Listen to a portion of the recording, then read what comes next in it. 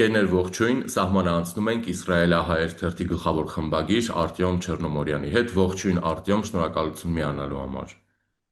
Ողջույն, շնորհակալություն։ Դու մեզ միացել ես Իսրայելից եւ առաջինը բնականաբար ուզում եմ տեղեկություններ, թե ինչպիսի իրավիճակ է այդտեղ տիրում, որովհետեւ հետևելով զանազան մեդիաների միշտ շատ հակասական տեղեկությունների կարող ենք հանդիպել ու բնականաբար մեզ մանրամասներ հայտնես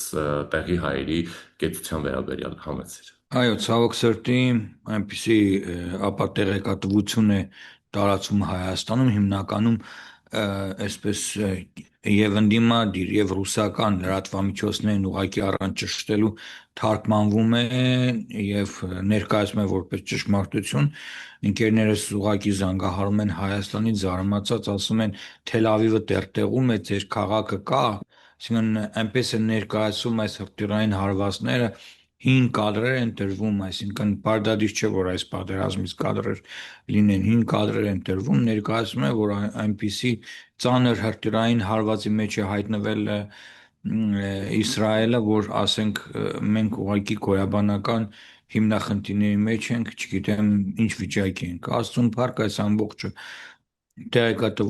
տեղեկատվական տեղեկատվություն է։ Ճիշտ է, ասենք, օրինակ ես իմ օրինակս վերցնեմ, իմ օրինակով ասեմ, ապրում եմ Պետախ Տիկվայում, աշխատում եմ Թել Ավիվում։ Երկու տեղերն էլ այս պահին 4 քաղաք կա,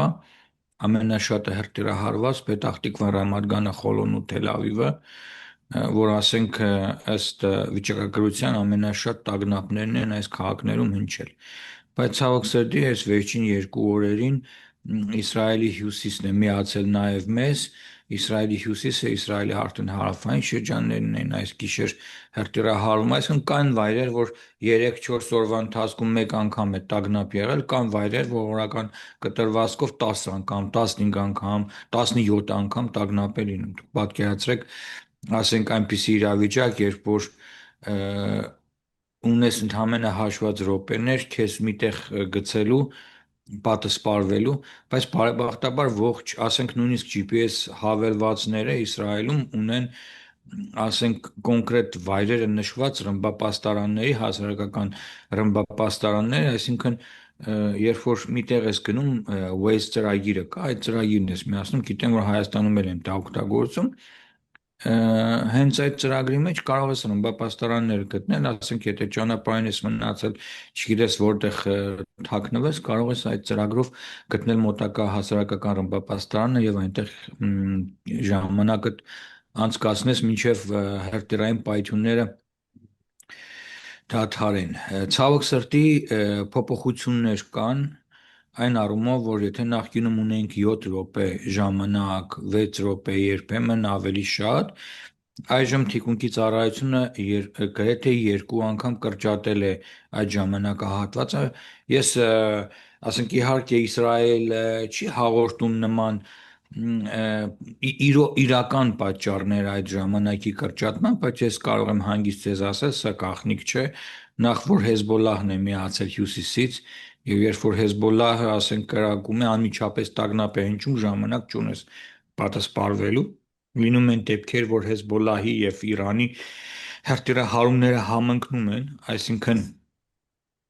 ենթադրենք հրթիռահարում են երկրի կենտրոնը եւ միևնույն ժամանակ դեռ մեկ տագնապը չավարտված, երկրորդն է հնչում, երրորդն է հնչում։ Հյուսիսի ժողովուրդը ընդամենը 30-40 վայրկյան ժամանակ ունի պատասպարվելու, այն մարդիկ, ովքեր որ ապրում են Իսրայելի հյուսիսային, Լիբանանին հարակից շրջաններում,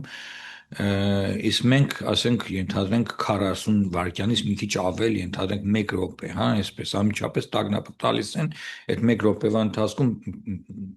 ամենասարսափելին այն է, որ ասենք գտնվում ես փողոցում կամ մեքենայի մեջ աշխատանքի ես գնում, կամ անծանոթ վայրում ես, ասենք, չգիտես այդ տարածքը, պարտադիր չէ որ ամեն օր նույն ճանապարհով գնաս, որովհետև փողոցներ են փակվում, գիտեք,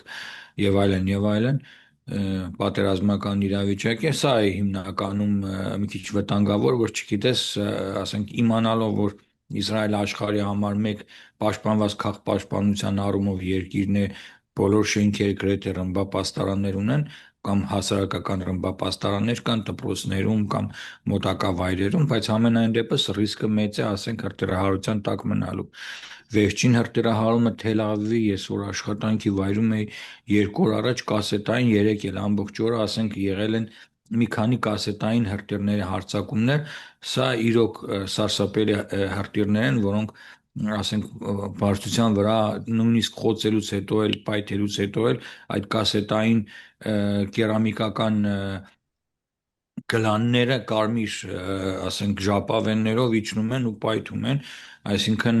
մաքսիմալ փորձում են սպանել բոլոր կենթանի ասենք մարդկանց թռչուններին, ովքեր որ մնացին այս հրթիռահարման տակ, իհարկե այդ գնդակներով խոցվում են։ Սա իրավիճակը քիչ առաջ էր մեր մոտ նույնից տագնապ, երեխաները արդեն մեկ շաբաթից ավել դասի չեն հաճախում հենց ամսու 28-ից հետո, չգիտեմ ինչքան ժամանակ սա այսպես զումով դասերը կցկվեն, մեր մոտ էլ Պուրիմի տոներն են, իդեպ այդ Պուրիմն էլ շատ կրկին Իրանի հետ, Իրանի գերությունից դուրս գալու, այսպես նաև շատ սիմվոլիկ տոն է Իսրայելում Պուրիմը, հա, եւ խմորեղեններ են պատրաստում, կոչվում է Օզնեյ Աման, այսինքն Ամանի ականջները, հա, որը ասենք Պարսկաստանի հետ անմիջական առնչություն ունի։ Մի խոսքով իրավիճակը շատ լուրջ եմ գնահատում ամենայն դեպս, բայց ինտենսիվությունը արդեն պայթող հրթիռների իջել է։ Հա, կներեք, խոսքս կիսատ մնաց, որ ասում էի, թե ինչու է թիկունքի ծառայությունը կրճատել այդ ժամանակը, նախ ոչ միայն Հեզբոլլահի պատճառով, որ Հեզբոլլահն է Լիբանանից հարձակումներ շատացրել, այլ նաև գիտեք, որ Մերձավոր Արևելքում ամերիկական բազաներ են խոցվում իրանական ԱԹՍ-ների կողմից, եւ Ամերիկայի Միացյալ Նահանգները ունի ՏԱԱՏ համակարգը,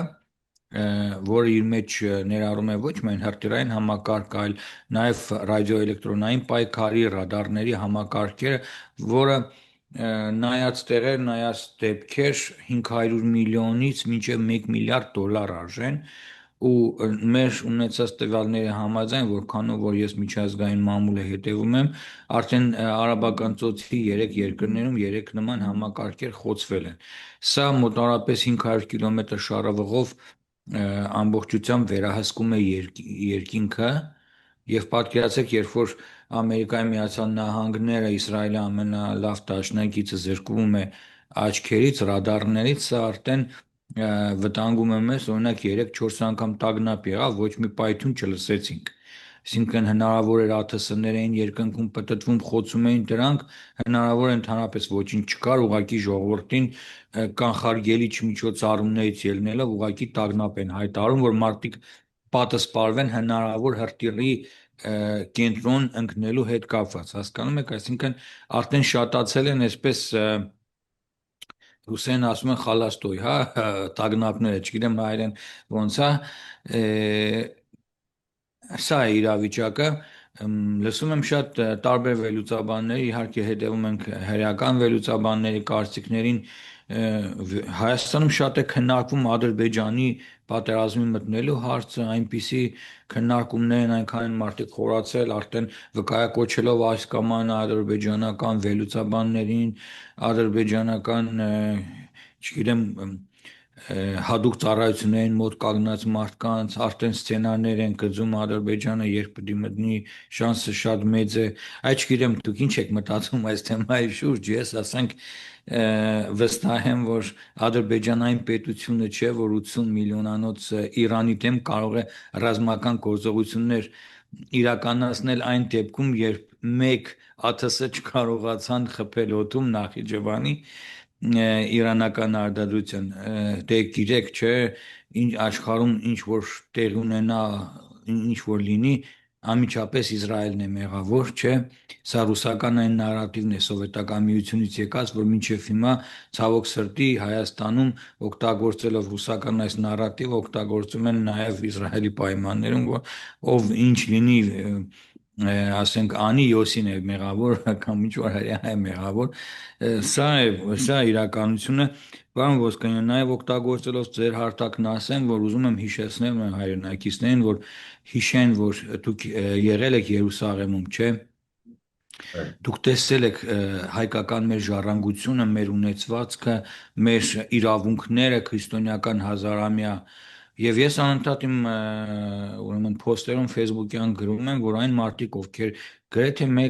գոնե մեկ անգամ եղել են Սուրբ Հողում, հայկական ներկայությունը տեսել են Իսրայելում, Երուսաղեմում, այդ մարդիկ երբևէ չեն ուրախանա, երբ որ Իսրայելի վրա հրթիռներ են ընկնում կամ Երուսաղեմը կամ հայկական համայնքը հրթիռահարվում է։ Ես կցանկանայի, որ օրինակ դուք էլ կամ մնացած մեր վերլուծաբանները, լրագրողները նաև անդրադառնան այս թեմային, որ ասենք ճիշտ է, ես գիտեմ, որ Իսրայելը զենք է վաճառել Ադրբեջանին եւ այդ զենքի օգնությամբ մենք պարտություն ենք կրել, բայց ես այս մասին 2016 թվականին Հայաստանում դեռևս հայտարարություններով, զեկույցներով եմ հանդես եկել համահայկական համաժողովների եւ ասենք Սփյուռքի համայնքների համընդհանուր այսպես հավաքների ժամանակ որպես համայնքի փոքրիկ հասարակական կազմակերպության փոքրիկ համայնքի ղեկավար եւ նաեւ որպես լրագրող եւ վերլուծաբան այս թեմաներն անընդհատ ուղղակի ինձ Հայաստանում ծափահարում էին եւ ճանապարհում էին։ Ես առաջին մարդն եմ աշխարհում եղել, որ ասել եմ 5 միլիարդ դոլար վաճառված զենքի մասին, բայց ով է լսել ինձ, ով է լուրջ ընդունել Իսրայելի իմ բարձրացրած 2 տասնյակ տարի, 23 տարին բարձրացրած այս բոլոր, ասենք, մտահոգությունները, ոչ մեկ։ Եվ նույնը այսօր է տեղի ունենում, ցավոք սրտի, այն ինչ որ ես այստեղից ասում եմ, որ արդեն եւս 4 միլիարդ ԱՄՆ դոլարի զենք են վաճառել Ադրբեջանին, բարակ MX հրթիռային համակարգեր եւ այլն, հիմա համագործակցում են արհեստական բանականության ոլորտում։ Հայաստանում դեռ արհեստական բանականության ոլորտով հսկայական քայլեր չի կատարվել, Իսրայելն արդեն գետնի վրա աշխատում է Ադրբեջանի հետ։ Կիբեր հարձակումների ոլորտը եւ այլն, անընդհատ բարձրացնում եմ, ասում եմ, ուղղակի չգիտեմ։ Ասում են, վերջերս լսում եմ, ասում են, մեր օդը արդեն ավելի լավ է պաշտպանված, քան նախկինում էր, թե ինչ հրթիռներով է մեր օդը պաշտպանված, ես կասկածում եմ։ Արդյոք մեկ բալիստիկ հրթիռ Աստված մի արասցե մենք հնարավորություն ունենք Հայաստանի հոբ միջոցներով խոցել։ Սա է հարցը։ Տեսեք Իսրայելը Իսրայելը ընդհանրապես հրաժարվել է ամերիկյան բոլոր սիստեմներից, հասկանում եք։ Իսրայելը հակաօդային պաշտպանության մեջ ամերիկական սիստեմ չկա, բացի Տաադից, որն էլ արդեն վերապահումներով են օգտագործում, գրեթե չեն օգտագործում, որովհետև Տաադը Ամերիկայի ամենահայտնի հակաօդային բալիստիկ խփող համակարգը Patriot-ից բացի չի տալիս այն ցանկալի արդյունքը, ինչ որ տալիս է պատերազմների ժամանակ թրծված, արդեն լրիվ ուրեմն կատարելագործված խեց 3 հրթիռային համակարգը։ Խեց 3 Իսրայելը արտադրում է 1 միլիոն դոլար, Patriot-ը արժի 3 միլիոն դոլար մեկ հրթիռը։ Եվ մեկ հրթիռը, ասենք, Ամերիկայից Իսրայել բերելու համար մի տասնյակ հազար դոլար վրան կծախսես, այդ իսկ Patriot-ի քանի որ այն հին հրթիռ է, հին տարիների արտադրած հրթիռ է, գեր ժամանակակից չէ։ Այսինքն շատ բաստողումներ ունի։ Նույնը նաև տադ սիստեմը։ Տեսեք, իրանցիները 3 տադ համակարգեր խոցեցին ծոցի երկրներում, ճիշտ է։ Այդ ինչպես են խոցել, եթե այդ համակարգը լավ աշխատում է, փաստորեն լավ չի աշխատում։ Ինչու Իսրայելում տադ համակարգը Իրանի ԱԹՍ-ները կամ Հեզբոլայի չեն խոցում, իսկ ծոցի երկրներում խոցում են։ Ասել կուզի, որ ասենք ամերիկյան այդ զինատեսակները եւս, ասենք, քանի որ տասնյակ տարիների պատերազմների ժամանակ չեն թրծվել, փաստացի ես օրինակ շատ կցանկանայի, որ Հայաստանը հակաօդային պաշտպանության համակարգեր կամ գոնե տեխնոլոգիաները ձեռք բերեր, ասենք, Իսրայելից հակաօդային պաշտպանության։ Եվ ասեմ ձեզ, այդ հնարավորությունը կա։ Օրինակ Կիպրոս, Հունաստան, Իսրայել այսպես համագործակցության պայմանագիր է ստեղծվել, գիտեք, 2500 զինվորեր պետք է լինեն։ Տեսեք, Բրիտանիան մինչև այսօր բրիտանական կայսրությունը նախկին մի հատ նավ չի ուղարկել իր Կիպրոսի բազան պաշտպանելու համար։ Ինչպես է սա այս ժամանակներում տեղի ունենում, ես չգիտեմ։ Դժվար է այդքան 9 օրվա մեջ մի հատ նավ ուղարկել այստեղ իր բազան Կիպրոսում պաշտպանելու համար, որ Կիպրոսը խնդրել է Հունաստանին օդանավեր ուղարկել եւ նավեր ուղարկել, որպեսզի Կիպրոսի անգլիական բազան պաշտպանի։ Սա ինչպես կարելի է ընդունել։ Շարունակելով նախորդ դիտարկումներդ Արտյոմ, բնականաբար մենք չպետք է հարցին նայենք ընդամենը մեկ տեսանկյունից, այն էլ շատ սահմանափակ տեսանկյունից, որովհետև նախ տեղի ունեցողն է բավականին բազմակողմ եւ բազմաշերտ եւ առավելևս ինչ վերաբերում է մեր եւ այլ երկրներին, այդ թվում եւ Իսրայելի հետ հարաբերություններում, այստեղ իհարկե առաջին հերթին շատ պատկերավոր եւ շատ կոպիտ ասած մեղավորությունը մերն է, որովհետեւ եթե մենք չենք կարողացել կոնկրետ այս դեպքում այդ երկրի հետ այնպիսի հարաբերություններ ունենալ, որ այդ հարաբերություններից մենք կարող ենք ինչ-որ բան շահել, ինչ-որ բան սովորել, ինչ-որ բան տալ, վերցնել, ստանալ։ Մի խոսքով, հա, շատ հեշտ է միշտ մեղադրել մյուս կողմին եւ ամբողջ աշխարհին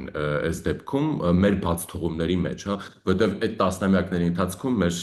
հիմնական քաղաքականությունը, այսպես ասենք, եղել է Ռուսաստանակենտրոն եւ մեր որոշումները կայացրել է Ռուսաստանը մեր փոխարեն բնականաբար ելնելով իր շահերից ու նորմալ է որ Հայաստանը ոչ մի տեսակ հարաբերությունների ձև չի ունեցել, հա,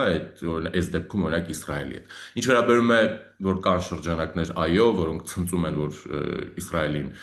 հարվածում են կամ ինչ-որ բաներ, էլի չեմ հասկանում նույն տրամաբանությամբ չեմ հասկանում երբ նույնը տեղի ունենում Իրանի հետ կամ մեկ այլ երկրի հետ, առավելևս այնպիսի երկրների, որոնց հետ Հայաստանը թե ֆիզիկապես աշխարհագրորեն է փոխկապակցված, թե այնպիսի հեռանկարներ կարող է ունենալ, որից բնականաբար կարող ենք շահել, բայց ինչևէ։ Արտեմ, իսկ ինչպես ես մտածում իրավիճակի հանգուցալուծումը ուր է գնալու, հա, որովհետև երկու կողմերը կամ երեք կողմերն էլ որևէ ձևով չեն ուզում իրենց նպատակներից ետ քայլ անել, Թեհրանը պնդում է ոչ մի բանակցություն, սա գոյաբանական կռիվ է, Թել Ավիվը ասում է, որ մենք մտադրություն չունենք Իրանը մասնատելու, այլ զուտ ազատագրելու, այսպես ասած, Թրամփի հայտարարություններն էլ դե շատ տարբեր են լինում, մի օր ասում է մասնատելու ենք, մի օր ասում է ռեժիմն ենք ուղղակի փոխելու, ինչ ես տեսնում ես Մի օր ասում է քրդերը պետք է մտնեն, մյուս օր էլ ասում է չպետք է մտնեն։ Հիմի ուրեմն գիտեք ինչն է խնդիրը Իսրայելում ինչքան որ ես ասենք ռազմական փորձագետների հետախուզության նախկին հետախուզության ասենք տասնյակ տարիներ իսրայելյան հետախուզությունում ծառայած մարդկանց եմ հիմնականում լսում, մարդիկ որոնք իրոք լուրջ կշիռ ունեն եւ Իսրայելում եւ կարելի ասել միջազգային հետախուզության ասպարեզում այս մարդիկ ասում են որ այս բանը Իսրայելի համար ձեռնտու չէ պատերազմը դադարեցնել մի քանի պատճառներով կա պատերազմի մինիմում եւ մաքսիմում ուրեմն նպատակ այսքան երկու ավիակիր երրորդն էլ հիմա Ջորջ Բուշը ճանապարհին է բերել այստեղ տարածաշրջան մտցնել սա ինքնանպատակ չէր կան կոնկրետ ծրագրեր ամենամինիմում ծրագիրը 4 ծրագրի մասին էր խոսքը հիմնականում առաջինը Իրանի միջուկային ծրագրերի չեղարկումն էր երկրորդը հրթիռային բալիստիկ հրթիռների մինչև 300 կիլոմետր կրճատումը 3000-ից 300 կիլոմետր մինչև կրճատումը, երրորդը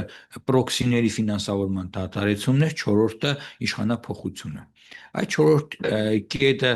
Ամերիկայի Միացյալ Նահանգները այսպես իր համար կարմիր թելով չէր տարել, բայց մնացած երեքը համաձայն էր Իսրայելի կառավարության հետ, որ այո, այս երեք կետերը պետք է իրականացնեին։ Գիտեք, մինչև հոկտեմբերի 7-ը 2023 թվականին Իսրայելի կոկորտը ամբողջությամբ այսպես փաթաթված էր տարբեր տեսակի Իրանի կողմից ստեղծված պրոքսի ուժերով, որոնցից էին Համասը, նաև մասամբ, հա, չասեմ ամբողջությամբ, որտեղ Համասը նաև Թուրքիայի կողմից էր ֆինանսավորում, նաև ռուսների աջակցությամբ էր։ Իդեպ հոկտեմբերի 7-ը Պուտինի, Վլադիմիր Պուտինի ծննդյան օրն է, որ իմանաք, Իսրայելի վրա հարձակման օրը, հոկտեմբերի 7-ը Վլադիմիր Պուտինի ծննդյան օրն է։ Այսինքն այս օրն էլ պատահական ընտրված չէր, որպեսզի Ուկրաինայի պատերազմը ուշադրությունը գրավեն այս ուղղությամբ։ Ամենայնիվս հութիները, Իրաքի միլիցիան, Ասադի ռեժիմը, Համասը, Հեզբոլա, տեսեք ինչպիսի շրջանակով որ պատկերացնում եք, այսինքն քարտեզը ինչ էր տեղի ունեցել։ Փաստացի հութիներին հարվածներ հասցրեցին, հիմա հայտարարել են իբր որ մտնելու են պատերազմի մեջ իմ սիրելի հութի եղբայրները, բայց դեռ չեն մտել։ Համասի հարցը Գազայի 49% օկուպացված է տեղին գիծը պատրաստված է այն մասը ովքեր որ Իսրայելի տարածքում են այդ մարդիկ նորմալ հումանիտար օգնությամբ, ինչպես կարելի է նորմալ ասել, որ տասնյակ հազարով մարդիկ են զոհվել այս պատերազմի ընթացքում, այնպես չէ որ պատերազմի ժամանակ ժողովրդի լեզվով ասած, այսպես երջանկություն է սփռվում, հա, ամենուր նաև նշեմ, որ մենք որպես հայեր Իսրայելում մեր հիմնական, ասենք, դիրքորոշումը չեզոքությունն է։ Մենք Պաղեստինա-իսրայելյան հակամարտության եւ ընդհանրապես պատերազմների ժամանակ չեզոք ենք։ Այլ հարց է, որպես Իսրայելի քաղաքացի, որ մեր երեխաները, եթե պատերազմ է լինում, մեր համայնքի անդամները ստիպված գնում են, ասենք, տանում են նրանց բանակ, որ նույնը տեղ ունենում նաև Իրանի դեպքում, բոլոր երկրների դեպքում, ովքեր որ այնտեղ քաղաքացիներ են։ Սա է հարցը։ Սա ուրեմն առաջինը սա է, երկրորդը հրթիռները, երրորդը պրոքսիների ֆինանսավորումներ։ Հիմա Հեզբալլահի հետ Իսրայելը նախքան պատերազմը մեկ շաբաթ շարունակ ուժգնորեն հրթիռահարում էր եւ ռմբահարում էր Հեզբոլլահի դիրքերը եւ զգուշացնում էին, որ եթե նույնիսկ պատերազմ սկսվի, ասված մի արաստ է, դուք մեր դեմ պատերազմ սկսեք։ Իսրայելը զգուշացնում էր։ Հենց Այաթոլլահի սպանությունից հետո մի օր հետո անմիջապես Հեզբոլլահը հայտարարեց պատերազմի մեջ մտնելու Եվ տեսեք նորից Իսրայելը այս պարագայում Իսրայելի հաշվարկները ճիշտ դուրս եկան հենց երկրորդ օրը որ մտավ Հեզբոլլահը պատերազմի մեջ մինչև այսօր այնքան հրթիռային պոտենցիալ ունի որ մինչև այսօր ողջ Իսրայելի հյուսիսը մասամբ կենտրոնը պահում է հրթիռահարման տակ այսինքն մինչ այդ ձեռք բերված խաղաղության պայմանագիրը Հեզբոլլահի ու Լիբանանի ընդհանրապես կառավարության հետ իջիկ դարձավ, որովհետև Լիբանանի կառավարությունը հնարավորություն չունի Հեզբոլլահին զինաթափելու։ Այ հիմա նոր, երբ որ Իսրայելը հարվածներ է հասցնում Լիբանանին, նոր, ասենք Ջոզեֆ Աունը հայտարարել է իրենց նախագահը, որ մենք հիմա ապօրինի ենք համարում Հեզբոլլահի ռազմական գործունեությունը Լիբանանում։ Հասկացանք, ընդունեցինք, բայց գետնի վրա ինչ եք անում։ Ինչ եք անում, զորքերդ հանել եք Հեզբոլլահին զինաթափում եք, ոչ մի բան։ Սա է խնդիրը։ Ու նաև խնդիրն այն է, որ ես անդադ ասում եմ, Իսրայելում վերլուծաբաններ մի քանի փաստեր են ներկայացրել, որ ես իմ անդադ հարցազրույցներում ասում եմ, Լիբանանի զինվորը, Լիբանանի բանակի զինվորը առավոտ ծառայում է Լիբանանի բանակում, ստանում է ամսական $200 աշխատավարձ, երեկոյան 4-ից հետո էլ ծառայում է Հեզբոլլահի բանակում, ստանում է $300 աշխատավարձ, որ մի կերպ ասենք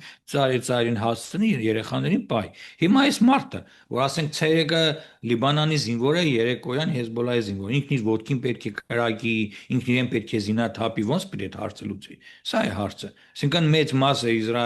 Լիբանանի բանակի նաև Հեզբոլլահի մարտիկներն են։ Դրա համար էլ նրանց մարտական պատրաստվածությունը բարձր եւ բավականին լուրջ հարվածներ են հասցնում Իսրայելին հասկանում։ Եվ հիմա այս Հեզբոլլահի մարտիկներին Իսրայելը անցել է նրանց բոլոր պարագլուխների իրենց պարլամենտում ներկայացուցիչ Հեզբոլլահին նաև սպանեցին հարվածով, այսինքն սրանց որսն է սկսել բայց փաստացի Հեզբոլլահը մինչև մի պատերազմի մեջ է, մինչև մեզ ռմբահարում է։ Սա պրոքսիների պահով։ Հիմա չորրորդն էլ արդեն իշխանափոխության խնդիրն է, որը ամենաբարդ, ամենաանիրականանալի փաստորեն հիմնահարցն է իմ կարծիքով, որը այս պահին իմ կարծիքով հնարավոր չէ լուծել։ Նախ մի շարք պատճառներ կան։ Ամերիկայի Միացյալ Նահանգները Սիրիայում քրդերին մենակ թողեց, ասենք կոպիտ ասած քաշեց։ Հիմա ասում են մտեք հյուսային Իրաքից Իրանը ազատագրեք։ Իսրայելը համենայն դեպս այդ տարածքները պաշտպանիչ գծերը ամբողջությամբ ռմբահարել է, այսինքն բաց է տարածքը, կարող են հանգիստ մտնել, եղան ինֆորմացիաներ, նույնիսկ նկարներ տեսանք, չգիտեմ դրանք fake են թե չէ, իբր արդեն մտել են որոշ ստորաբաժանումներ Իրաքի, բայց հետո հերկվեց, հիմա էլ հայտարարում են Իրաքի քրդերը, որ նրանք այս պատերազմի մեջ չեն ներգրավվելու, որովհետև Իրանը իհարկե հարվածներ հասցրեց նրանց դիրքերին։ Հիմա հարց թե ինչ է լինելու։ Ենթադրենք հիմա Ջորջ Բուշը երրորդ ավիակիրը եկավ տարածաշրջան, պատերազմը շարունակվում է բոլորի համար։ Նաև ասեմ ձեզ, Իրանի համար էլ է ձեռնտու այս պատերազմը, որովհետև տասնյակ հազարավոր մարդկանց այս մարտակի ռեժիմը կերավ, սպանեցին, կանանց դեմքերին կրակեցին, տղաներին ինչ օրը գցեցին, մեռնող մարդկանց գնդակահարում էին իրենց հիվանդանոցներում, գիտեք, տեսել եք, որոշակի ինֆորմացիա Հայաստանում էլ ունեք դրա մասին։ Հիմա հարցը թե այս ռեժիմի հարցը ինչ պետք է լինի։ Եթե իր ժողովուրդը իր դեմ ապստամբել է,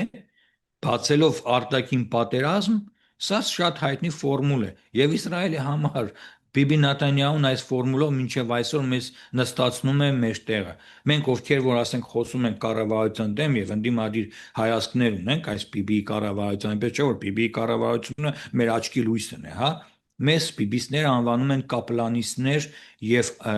անարխիստներ,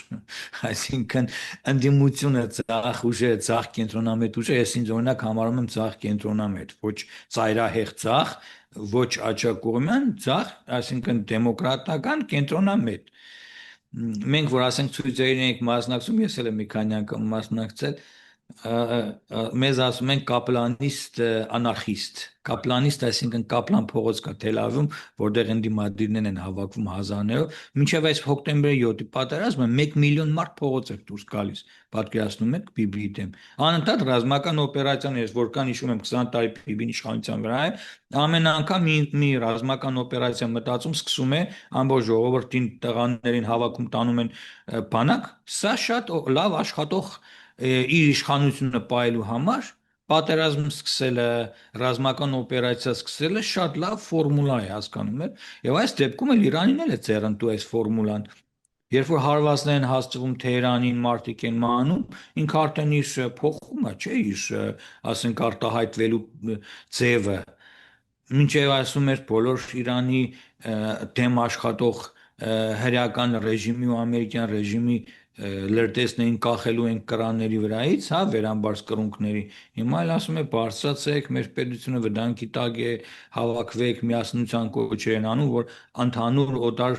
ինտերվենցիայի կամ թշնամու դեմ կռվեն։ Սա երկրորդ, իսկ Ամերիկայի Միացյալ Նահանգներն էլ իհարկե ցույց տվեց իր այս պատերազմը ինչքան էլ որ բերեցին այդ նավերը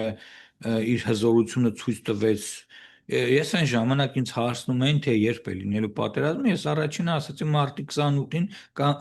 ներողություն փետրվարի 28-ին ու մարտի 1-ին սա միշտ եղել է իմ կանխատեսումը եւ ես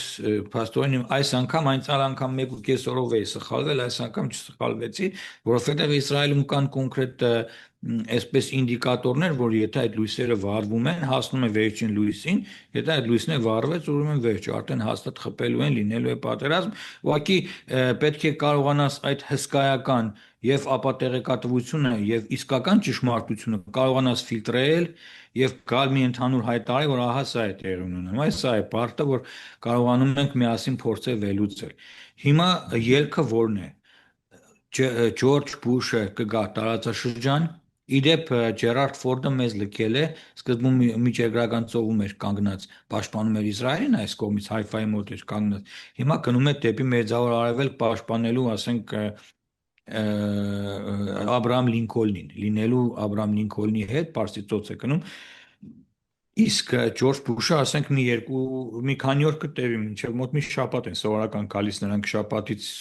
8-9 օր այդպես նայած թե եղանակային պայմանները կամ արագությունը ընթացքում ինչ է լինում իդեպ Reuters-ը կարծեմ գրում է որ Ջորջ Բուշը պետք է պլանային վերանորոգման կանգներ եւ Ամերիկայի Միացյալ Նահանգները փաստորեն առանց վերանորոգելու առանց որոշակի փոփոխություններ այդ նավի վրա անելու որոշեցին այդ ավիակիրն ուղարկել տարածաշրջան գնալով կենացները ժողովրդի լեզվով ասած թանկանում են Իսրայելին պետք է մինիմում ժամանակ բոլոր այդ նշանակետները, թիրախները, որոնք նա իր համար մատնանշել էր խփելու, խոսքը հրթիռների պահեստների, խոսքը հրթիռային այդ կայանների, խոսքը միջուկային օբյեկտների վերացման մասն է, որ իր համար գոյաբանական խնդիր է լուծում։ Շատ հայեր ասում են, ինչու դուք առաջինը հարձակվեցիք, անդադ ինձ մեղադրում են Իսրայելը պաշտպանելու, ինչու առաջինը դուք հարձակվեցիք, խնդիրը առաջին հարձակվելը չէ։ 1979 թվականից Երբ որ տեղի ունեցավ իսլամական հեղափոխությունը, երբ որ ամերիկյան դեսպանատան հետ պատմությունը հայտնի տեղի ունեցավ Թեհրանում, գիտեք այդ պատմությունները։ Դրանից հետո մահ Ամերիկային, մահ Իսրայելին 1979 թվականից այս այաթոլլաների ռեժիմը դա է քարոզում։ չեն ընդունում Ամերիկա պետությունը, չեն ընդունում Իսրայել պետությունը որպես կայացած փաստ եւ ժամացույց էին Թեհրանի հրապարակում հետ էր գնում, թե երբ պիտի սիոնիստական ռեժիմը վերանա։ Այդ ժամացույցը փչացավել, գցեցին էլ, չգիտեմ ինչ արեցին, այդպես է սիոնիստական ռեժիմը չվերացավ։ Հիմա ամեն պետություն ունի իր խնդիրները, իր գոյաբանական խնդիրները լուծելու։ Հիմա մեզ Հայաստանի Հանրապետությանն էլ միջուկային Իրան պետք չէ։ Հայաստանի Հանրապետությանն էլ է պետք Իրան, որ լինի ավելի ժողովրդավար, չալմավորների ռեժիմ չլինի։ Առաջինը ով շնորհավորեց Ալիևին Արցախը վերամիավորելու հետ կապված։ Ով։ Ես չէ։ Այաթոլլա Ալի Հոմեյնիին։ Եվ հիմա Հայաստանում չեմ հասկանում այն մարդկանց, ովքեր որ կոչ են անում զինվեն, գնան Իրանի համար, հա կռվում եք, ձեր Արցախը պաշտպանեիք, Դե ձեր հողերի համար կռվեիք։ այդ ինչ որ անհասկանալի միավորումներին չանդրադառնանք այնուամենայնիվ։ Շնորհակալ եմ Արտյոմ, հուսով եմ կմնաք անվտանգ, մինչև տեսնենք ինչ է լինում եւ հնարավորության դեպքում էլի կզրուցենք։ Շնորհակալություն։ Ես էլ եմ շնորհակալ։ Ընկերներ, զրուցակիցս Իսրայելահայեր թերթի գլխավոր խմբագիր Արտյոմ Չեռնոմորյանն էր, բաժանորդագրվեք ալիքին, իսկ Իսրայել-Իրան պատերազմի զարգացումների ծաղկաքաղին կարող եք հետևել Telegram-յան ալիքում, որի հողը այս տեսանյութի մեկնաբանության բաժնում է։